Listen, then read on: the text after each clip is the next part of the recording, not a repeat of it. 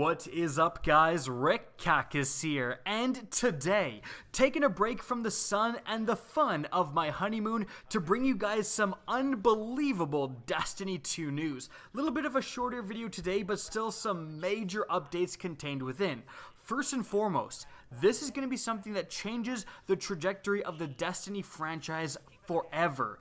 Bungie has parted ways with Activision. Activision has given up the rights to the Destiny franchise to Bungie as now an independent publisher. Oh my goodness. What does this mean for the Destiny franchise? Frankly, we don't really know yet, but without Activision in the picture, it could be that Bungie isn't getting pressured to constantly increase sales and monetization. We could see the rollback of Everest microtransactions and more content introduced into the game. If the bottom line isn't the only important factor that's constantly being emphasized on Bungie from Activision, we could see a total transformation of this game and franchise. Like, frankly, this could mean some just massive changes, especially Destiny 2 is already well established, but Destiny 3, we could see a total departure from Everest, something more akin to the Witcher franchise with CD Projekt Red, where they really aren't concerned with stuff like microtransactions, and frankly, one of their main selling points and one of the things they tout is that they go without microtransactions and they're just a solid game with solid expansions. We could see that enter the realm of Destiny, and frankly, this is so exciting. However, I do want to say that this isn't necessarily all positive news. I do admit it's definitely more positive than negative, but you will also see a major lack of funding for Destiny now because Activision's not in the picture. They provided hundreds of millions of dollars to the Destiny franchise for advertising and development and so on. That is pretty much out of the picture. So what is the future of Destiny like?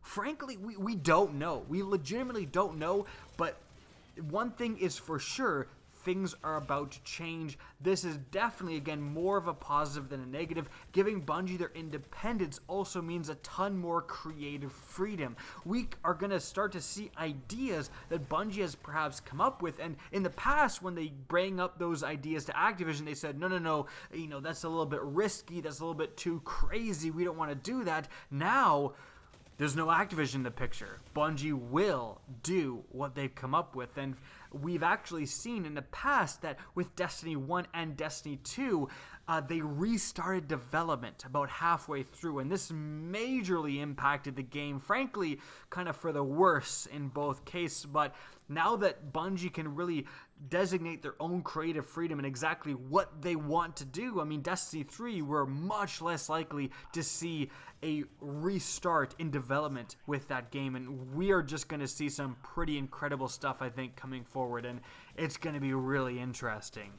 Now, another really interesting factor is that this is potentially the end of deals struck with Activision for exclusivity. Phil Spencer of Xbox already tweeted at Bungie saying how excited he was, so perhaps we could see PlayStation exclusives fall by the wayside and then everyone, Xbox, PlayStation, and PC, get content all at the same time, and frankly, I'm in favor of that. So that is definitely the major news of today. If you're a Destiny fan, expect things to start to change. It definitely won't happen right away. I wouldn't expect some major changes to come within a few weeks, but definitely as the game continues with further expansions and definitely with Destiny 3, we are going to see the results of this change. But something else I really want to talk to you guys about is the release of the brand new Forge.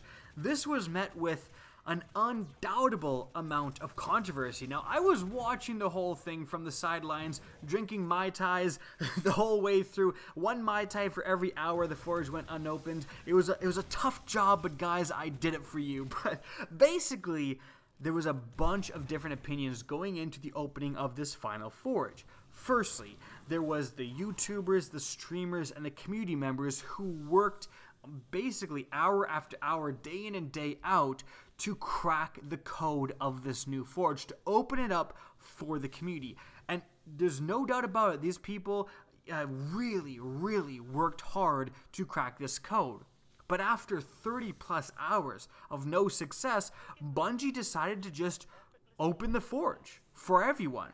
And well, this was met by definitely a mixed opinion and mixed emotions, frankly. A lot of people felt that this was undeserved, that people in the community were complaining and whining, and it just resulted in the waste of these people's work. Tireless work, because eventually, after hours and hours and hours, the forge was just open. So what was the point of going in there and trying to solve the puzzle in the first place if Bungie is just going to open the forge anyways, right? That was definitely one main opinion.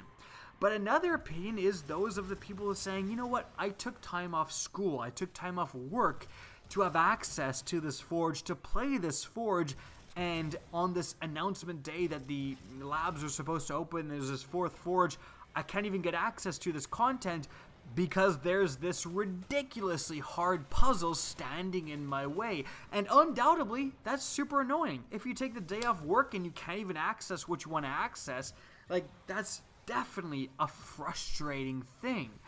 And then there's a lot of opinions that lie within the middle saying, okay, Bungie, maybe instead of opening it for everyone, you, drop a hint every few hours. 10 hours with no progress, drop a hint. 30 hours with no progress, drop another dang hint. Bungie was completely silent, and they went from having this insane puzzle blocking players from entering the new forge to completely opening it for everyone. I feel like there's definitely a middle ground that may have been missed, especially again with some hints to help people along. But regardless of where your personal opinion falls within the spectrum of this new forge, there's some controversy surrounding it. And some controversy that I think could have been avoided had Bungie perhaps put in some more thought into the release of this content. There's also a key fact that I want to mention, the fact that we have this crazy puzzle and the entire community is coming together to solve it. That's cool. That's frankly something that Bungie has and Destiny has that other games don't have. The community really coming together and trying to solve this puzzle, this super complicated puzzle, and working together. That's so cool, but you have this cool thing that may have been released at a not so cool time.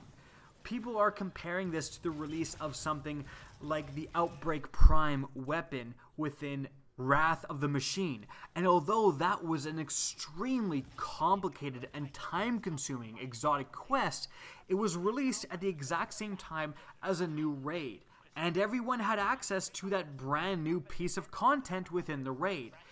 The labs were released at a time that Destiny 2 did not have a wealth of content, a time that many people were complaining that Black Armory didn't have enough content. So to finally release this big content drop and then say, JK, you guys can actually access this content, again, it may have been a good thing released at the wrong time or released in the wrong atmosphere or the wrong environment, right? There's so many factors contributing to the community feeling about this that, it's really interesting. I'd love to hear, what do you guys think? Do you think that, people were whining without reason? They should have just held quiet and we should have cracked the code as a community? Do you guys feel like releasing the Forge was the right thing to do? Do you guys feel like the Forge should have just been released automatically and this whole code thing should have been an extra step, an exotic quest or the pursuit of an emblem or something like that, and not actually blocking this content? What do you guys think? Leave it in the comment section down below. But that's it for today's video. Hope you guys enjoyed, found this informative, and if you did, please remember to help me out by simply rating and especially sharing this video. If you guys want to see more Destiny 2 content similar to this, don't be afraid to slap that subscribe button. And if you guys want to get in touch with me and keep up to date with the latest channel activity, the best way is to follow me on Twitter at RickCacus. That's linked in the description down below, as is my Twitch channel, which you can also follow. Again, I hope you enjoyed the video, and as always, have a good day.